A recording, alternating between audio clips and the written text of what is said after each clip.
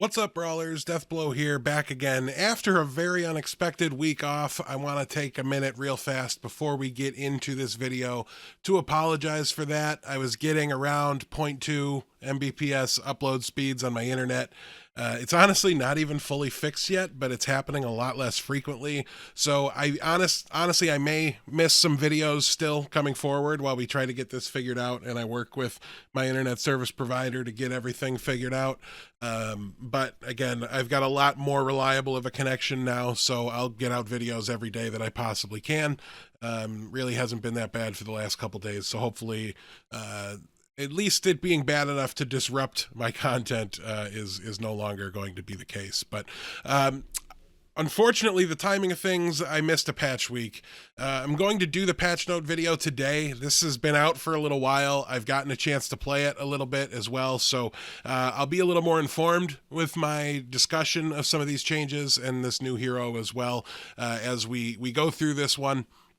But I know somebody stopped by my stream on Saturday and basically didn't even know there was a patch because I wasn't putting out videos. So I did want to make sure we got one out just so that everybody was aware and we could talk about some of the changes and hopefully inform some of the videos you'll see later in this week. Hopefully I can get some good games that highlight some of these new heroes and new changes. And enough of talking about the new hero. Let's actually go over what it is and what it does.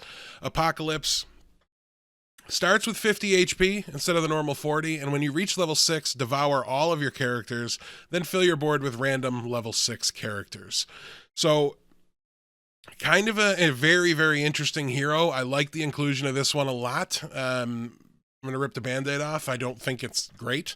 I think it's a very, very powerful ability. There's no denying that getting, 7 level 6 characters at any point in the game is going to give you a significant boost. When it happens, you should be well ahead of a good portion of your lobby, but you lose any synergies that you've had if you didn't triple something and you're sitting on a pair. They're gone. You're not getting that treasure. It goes away.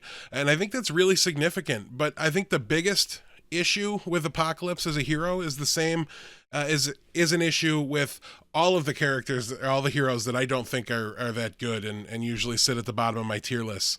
It's that it does literally nothing to help you until the end of the game, right? Until you reach level 6, you might as well not have a hero. I mean, you get 10 life here, which is great.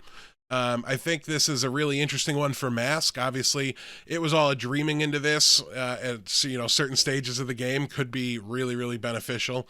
And given the option, right? Like, oh, my team isn't great. I don't have strong synergies. I'm not waiting on some upcoming treasures. Let's choose to do this to ourselves is a lot better than it kind of happening. If you do play Apocalypse and you try them out, really prioritize those experience spells. Any tiny bit you can do to accelerate that leveling process helps tremendously. You need to have a significant amount of life when this goes off because there's going to be a turn or two where despite the incredible power level of the minions that you have, the lack of synergies will make you vulnerable. Especially against somebody else who maybe was able to buy a couple experience spells and level up. So a really, really interesting hero and really saved by the extra 10 HP and just the raw power and potential impact of the actual ability itself. My gut is we're looking at like a C or D tier hero, but again, it's such a powerful ability that if you're able to pull off a strong early and mid game, you can really do a lot of work with this, and I think it's got a chance to really change my mind. But my initial thoughts out of the gate aren't overtly positive for Apocalypse, but we'll see over time. That's definitely what I'm snap picking every time I see it because it's a fun, cool effect, and I really want to, put it to the test. So no wins with it yet. I've played it probably 3 times, and I think that's almost a little telling in and of itself. But hopefully we can get a game recorded where we do pretty good with it going forward. Moving on, we've got a new treasure, the 9th Book of Merlin. Your mages have Last Breath, cast a random spell. I really, really want this treasure, to be perfectly honest with you. I haven't even seen it yet, but I'm really, really interested in this one. I love the effect. I love the potential impact this has on a comp that was honestly already pretty strong. but I just haven't gotten the chance to really play with it to comment too much. It looks great. We all really like Monster Book. You know, gives you the ability to get more impact out of specific cards, maybe like Copycat, which I think has seen a bit of a resurgence lately, though I'm still not super big on it myself. But we'll have to wait and see exactly how good this is, but there's really nothing bad about it. So my gut is that it's going to be pretty strong. Next up, we've got a pair of changes we'll talk about together. Sporco and Lady of the Lake got an increase in stats. They're now 3/3s instead of 1/3s. Very cool. I love these cards. I think they're both really, really strong before the change. So now that they're more significant in combat itself, then they're just going to be even better. So I think it's undeniable now. You can't just, these are worth locking maybe a little more now. But these are just great options in the mid game, and they'll continue to be that. And now they're just better. So a very straightforward buff, and I really think it's just going to even further cement their impact on the metagame and on your builds. Next up, we've got Sheep and Wolves Clothing. Even when playing animals, I really wasn't a big fan of this card. I mean, it was okay. It was good. I get it. Once you had Bearstain, it got significantly better. But I think adding 1/1 to each side, the initial and the second copy, should be a pretty welcome change here. Again, this doesn't have to be, it's a 4-drop. It doesn't have to be a really swingy, really impactful card. It just needs to be, I think, a little bit stronger, and now it is. So I really like this change, but not a whole lot to it and not super exciting. Puff Puffs started as a 6/6, now they're a 7/7. Listen, this isn't the Puff Puffs problem. At a certain point, just +1/+1ing this card will make it good and viable, but it's probably not there yet. And it's not, the starting stats isn't why it's iffy, right? I've got the 2 videos on my channel where they've got Slay. Because of Trophy Hunter, I'm able to put Baba Yagas behind them. I'm able to use Copycats in order to get extra triggers, and it's still just not good enough. So it's just not the issue that the composition has, is the starting stats of the card. So I don't think anything really changes with the Puff Puffs. But it's still a cool card. I love that it's there. I don't need it to be good. But I just want to occasionally have a fun goof around game. And I like that chat gives me a hard time. Anytime it shows up in my shop, they're like, begging me to buy it, and I get to make fun of them and joke around. So all around a great card. I don't, this changes, whatever though. Next up, we've got the Lightning Dragon buff. It goes from an 8/1 to a 10/1. I don't like the flying impact. I don't like the effect flying so much in this game. I get it. It's almost, I don't mind playing with it, but it just feels kind of cheap to jump out and blow up a comp in the back line. Like, I like setting up intricate compositions where positioning matters, and this just kind of shoots it all to hell, and there's already spells that do that. But that said, I don't think Lightning Dragon's gonna really do much better than it did in the past. And the reasoning here, if it's going to exist, and that's its goal, right, is to get in the back line and ruin everybody's fun, and it'll be more effective at that. That's what they said. They want it to have the ability to snipe Bearstains and Southern Sirens in the back line. Now it'll do that. It's just got the stats to pull that off now. So fine. Next up, Ogre Princess gets an extra toughness. Wasn't an OP card. It was a fun card. It still is, obviously. It's only getting a little bit better. But now I think it's definitely a significant buff, because you can cast things like, man, I'm 1 week off and I'm blanking on card names. 1 damage to all creatures at the start. Your Ring of Meteors treasure does it as well. There were times when you couldn't buy this because of things you had, and I think that's kind of a bummer. So I really like things being like a 3/2 instead of a 3/1. And in all reality, it's a level 3. The difference between 1 and 2 is basically just an interaction with those specific cards, the 1 damage to everything. And now you're not going to feel as punished for having that treasure. So good, really good change, and I don't think it actually impacts how good the card is. Just a little less bad in specific niche situations.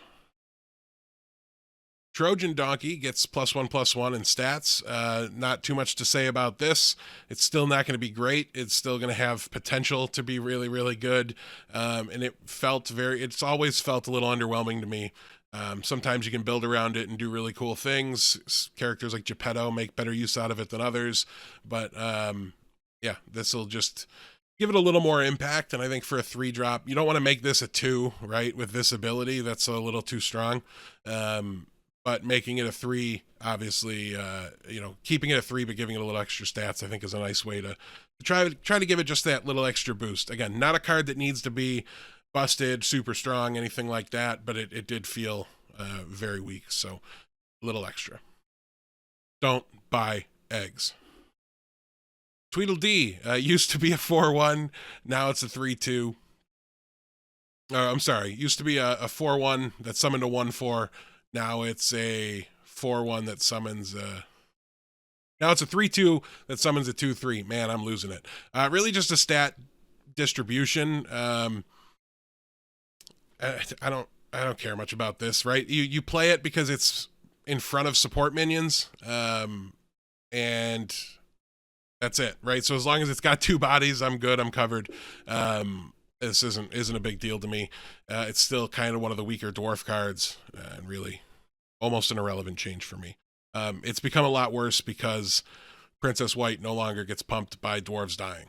Really is I think by far the biggest impact change that's happened to this card in the history of the game, and it wasn't anything to do with its own stats or abilities. So next up, this one's big. Wretched Mummy is no longer a 5-drop that deals 4 damage to all enemy characters. It's a 3-drop that when it dies, deals damage equal to its attack to a random enemy. A really big change. I think this might be the best 3-drop in the game now.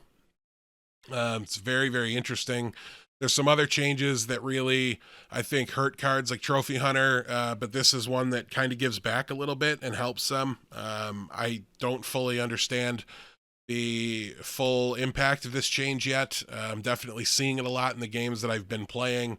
I've played it a bunch. It feels really strong. If there's ways you can make good use of it, then great. But yeah, I think we've got to keep an eye on this. This might be too good at what it does right now. But it'll be interesting to see where it goes and how people can use it. Because like I was saying, I don't think we've really fully figured out what the new version of this card can do. There's bound to be some crazy things still to come. Princess P is gone. They're not supporting Princess P anymore. I like that. Occasionally it would be good for a turn or two, and then it just kind of fell off. You really almost never wanted to buy it. I usually just ignored it completely unless I would like polywoggle into it and then there was supports available. It was weird to me that this was never great because support is such a good ability. Those cards are so strong. But it just doesn't work. I don't fully understand it. They don't either, and they don't seem to want to fix it, and it's just going to go away. I hate this one, though. The next change, Grim Soul, has also been cut. The Slay comp has proven to simply be too much. Feels like they spent 3 or 4 patches buffing it. Removing Grim Soul should make the stats of Slay characters much more matter much more, and encourage players to get slay bonuses by actually slaying. I'm glad they're talking about a way to bring it back to keep the spirit of the card soon, but I think you've gone out of your way to really buff Slay recently, so then to get mad at Slay for being good and to blame this card, it seems strange to me. You've killed Trophy Hunter. Might not be bad, right? That comp was becoming meta and very good, right? The friendly spirit, just pump everything into oblivion. But I think Polywoggle takes a really significant hit with the loss of Grim Soul, and this was just a really cool, fun card that I thought defined the skill gap in this game, right? It was one of the cards that made a big difference. If you were very good at the game, Grim Soul was a card you knew how to maximize, get the most out of, and they took it away. And I'll never like that. I don't care how good it is. If it's good because you have to be good to use it well, then I want it. That's my philosophy in every strategy game and really every game forever. So this one hurts a little bit. But we'll see how things shake out without it. I think the biggest impact by far is I will no longer pick Trophy Hunter almost ever again. I would have to, it was all a dream into it. So we're basically back to that status now with Trophy Hunter.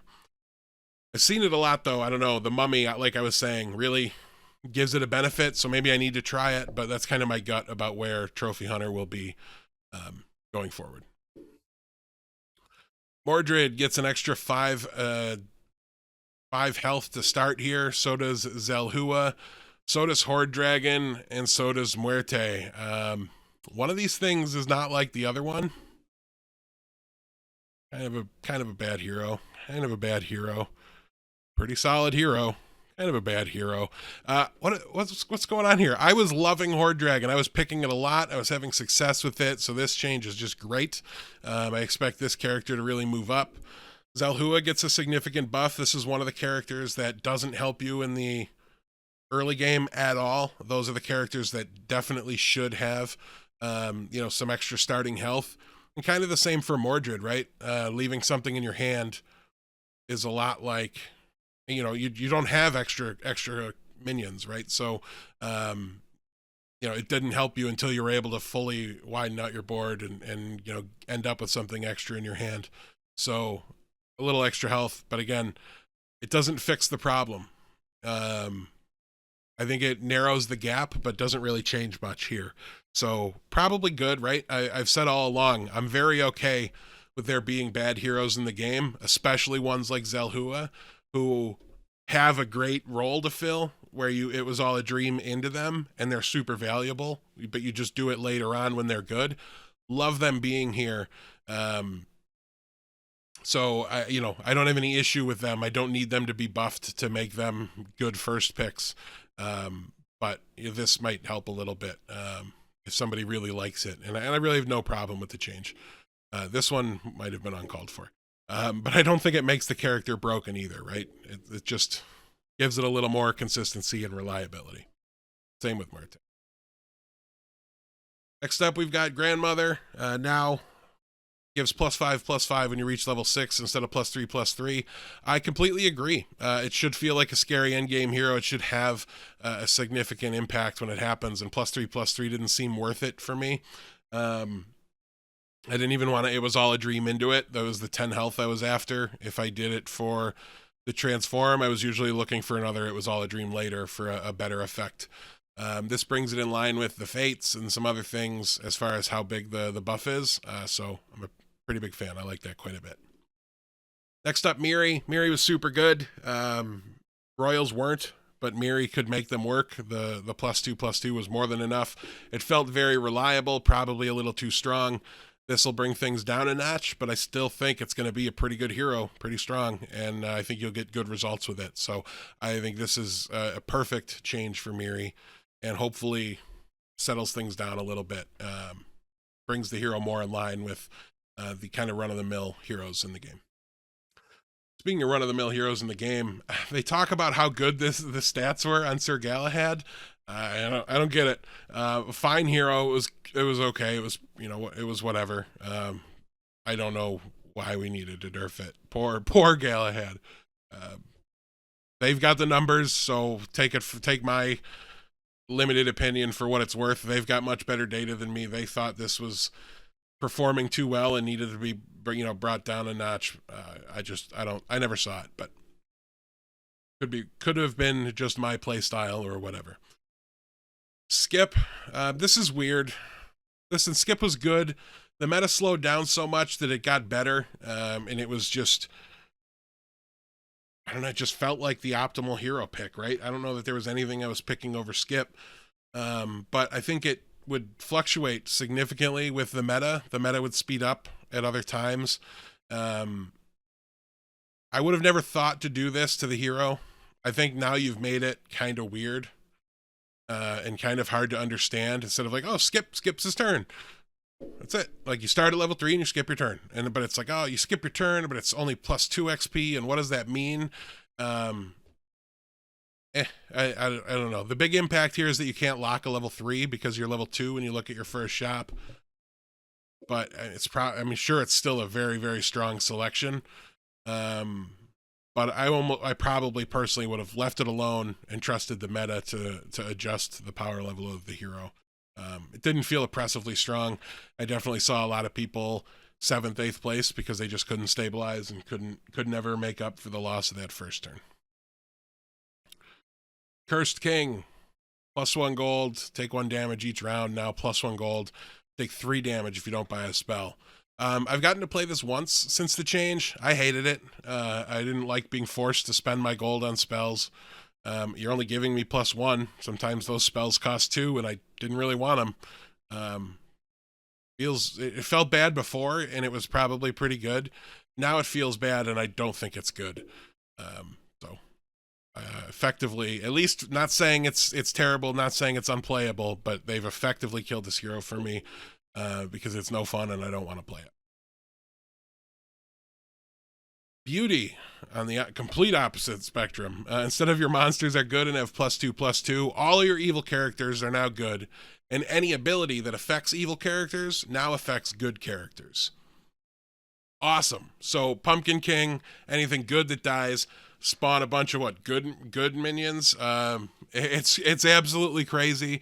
The full range of impact that this change will have. It instantly makes Beauty. I don't know that she's great. I don't know that she's overpowered or anything like that. But she's one of those heroes that really changes the way a lot of things work and brings about different compositions, different lines of play that any other hero allows you to make. And I just love that. I'm completely all about those kind of effects, those kind of heroes and cards. I mean, maybe it's in part because I'm a content creator who wants fun and interesting videos to put out, but just an absolute gem of a change here. I love what they've done with this hero. Potion Master. I like this change quite a bit too, right? So you get 2 effects now. Instead of whenever you target a character with a spell, give it +2/+2, you get an extra spell, and you get a +1/+1 whenever you cast something that targets it. So I thought this was significantly better this patch. I think Mix-a-Wizzle coming in and, just even adding 1 targeted spell, even if it was a weird one, to me made a very big difference in how Potion Master performed. Also, you had treasures that worked very well with it. I mean, it's a 7-drop, right? But if you pulled off Black Prism with a Potion Master, brutal. Just a phenomenal combo there. And, so I didn't think this necessarily needed to be adjusted or changed at the moment. I was still kind of trying to figure out where this version was. But I really like the idea of getting an extra spell in the shop.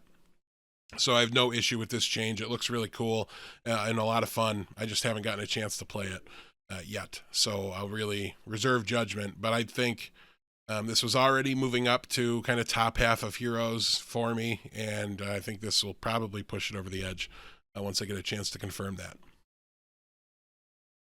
Next up, Gepetto. The amount that your summons get buffed when they come into play scales with your level.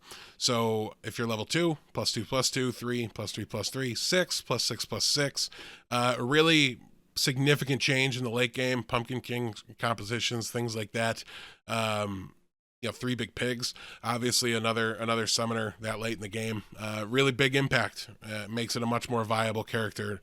Now it's something that you're not necessarily trying to it was all a dream out of late. Maybe it's something that you try and it was all a dream into. I mean, I don't know if I'm there yet, but it's potentially very strong, especially animals, bear stain compositions. You get +6/+6, then double it or triple it. It's going to make a big impact on a good number of compositions. Maybe too strong in the mid game. I don't know, but we'll have to wait and see. I know this was way too strong in like turns 2 and maybe 3, or levels 2 and 3, and then became completely irrelevant late. So I like them trying to do something here. It keeps the flavor of the hero, everything like that. Seems like a good change. Book of Heroes gives +1/+2 instead of +1/+1. Probably not enough of a buff to make it one of the lower picked level 2s. I don't like committing to good or evil this early in the game. So that's my biggest reason for not picking it. But I don't think there's an issue with it. When I've been able to use it and when it's worked out, it's been very good. And there's other times where I'm just trying to get rid of it. Sword of Fire and Ice gives +6/+6, or +6 to whichever stat instead of +5. Just a little bit of a minor boost. I don't think it's going to be paradigm shifting, but I was disappointed when this would be what I'd get from my level 5 treasure. It wasn't bad, but I was a little disappointed. Probably will remain the case, but I'll be more wrong than I was before about how good it was. It's a fine change. Summoning Portal goes to level 4 instead. I've been really enjoying this, but again, it's a little weak for a 5. Didn't this used to be a 6? Crazy. We're moving it down to 4. And I think it gives you more time to build around it. More time to see it when you're playing things that might, something like Peep, where you have a Peep and then you see the Summoning Portal and it kind of gives you a direction. It becomes a signal earlier in the game when you might, still have time not to get rid of those cards. So I think this is a pretty solid change here. Piggy Bank. I don't care. It's just not, I'm not trying to save my gold in the early game. Cool. But, the +1 gold for every 5 that you saved it's fun. It's cool for flavor. I'm still not taking this. Phoenix Feather goes back to 6. Man, I've been saying this in every patch. They will move something to 7. Something had to give. They're bringing something back down. Phoenix Feather always felt very strong before. It was usually correct to pick at 6. But I don't think it was a problem, right? I didn't want them to move it to 7. I was okay with it being one of the better level 6 treasures. There's a lot of fun, cool things you can do with this. You can get Reduplicator, you can get Mimic, you can get both, and it's pretty interesting and a whole lot of fun. So I really like that this is going to be seeing more play. Nice little change here for Pandora's Box. You only need to wait 1 turn now to get your random level 7.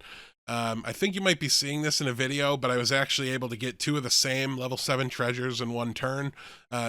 By triggering Pandora's Box and then getting one off of, what was it? I want to say it was like Hercules, but I had the treasure that gave the questing minions an additional +1/+1. I don't know. It was a bug, but it was cool. It was fun. And it enabled me to give away a bunch of dust to the winner of our custom lobby on Saturday. So it was very interesting. I also think there's competitively very strong implications to this as well, but I think in this form it was pretty bad, and usually always bait, and now here it becomes interesting. Oh, so we're just killing Slay. So why did we buff it for 4 patches? Okay, Harvest Moon's gone. That stinks. Moving on, we've got Gigantify. Just costs less. It's still the same tier, is my understanding. You're not seeing it earlier. Just costs you a little less gold when you do buy it. Same with Hugify. Completely fine with that. Stone Skin and Burning Palm are now giving 4 to their stat instead of 3. Again, those are fine.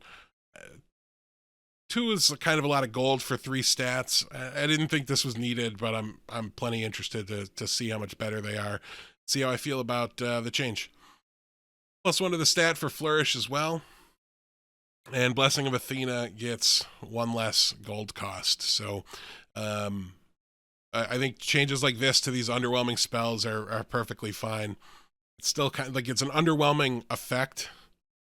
So just lowering the cost, I think, is a pretty reasonable way to try to make it feel a little better. But overall, not going to change much. I'm still probably not going out of my way to buy this by any means. All right, so Cat's Call, moving to level 4. I love this change. It's pretty cool. This card wins rounds, right? Entire rounds. Like, my comp stinks. I buy Cat's Call. I win for free because of it. That happens fairly often. So happening level 3 was, I think, a pretty big deal. Move it back to level 4. It's still going to do that, but it's going to do that much later in the game now and less often, which is just positive. Mix-a-Wizzle now +1's the level of the minion that you target instead of just going to +1 of whatever the hero is. It's fine. I didn't think it was a problem as it was before, but it was definitely very good.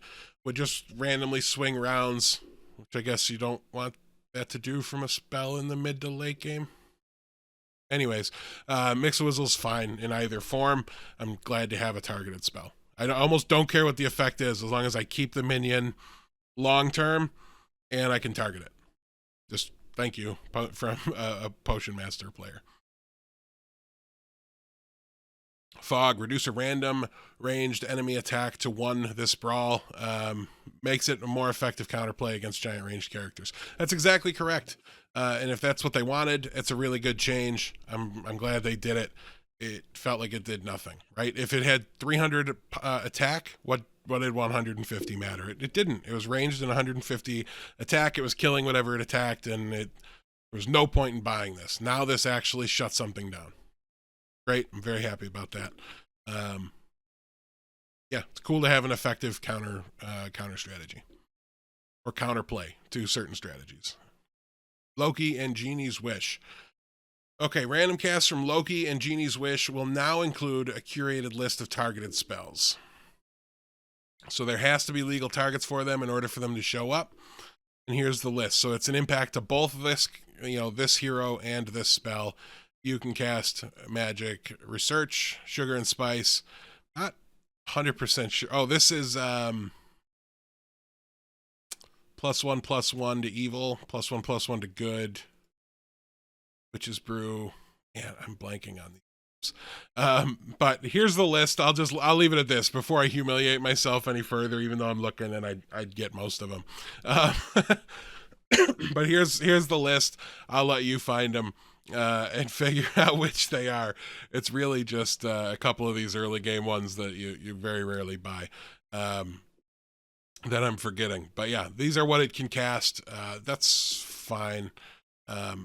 It takes some of the sting or some of the consistency out of Loki hitting those really wide board openers, but I kind of hate it for Jeannie's Wish. I don't know. I got to see it in action more. I really got to know, because hitting some of these late ones could be massive. So I'm judging it too much by how it affects early game gameplay when I think it makes this a much more viable late game purchase. We'll see. And if you're looking forward to this game being out on mobile, you got to be happy. Touchscreens are now supported. It's a step in the right direction. But that'll wrap things up. We're over 30 minutes already, so I'm not going to do too much housekeeping here at the end of this one. Thank you all so much for tuning in, watching the video. My sincere apologies for missing an entire week. Never what I want to do, never what I want to have happen, but I don't know how I could have possibly I couldn't stream, and I don't think I could have uploaded even 20-minute, 10-minute videos. It would have taken hours and hours, like 10, 12 hours at the speeds I was getting. So I didn't have a choice. Hopefully we can keep it at bay, but thank you all so much for your understanding. Thank you for coming back to the channel. If you're new, make sure you like, comment, subscribe. Trying to get to the 1K mark for the partner program, and really appreciate all your help and support. Thank you all so much, and we'll see you next time, Brawlers.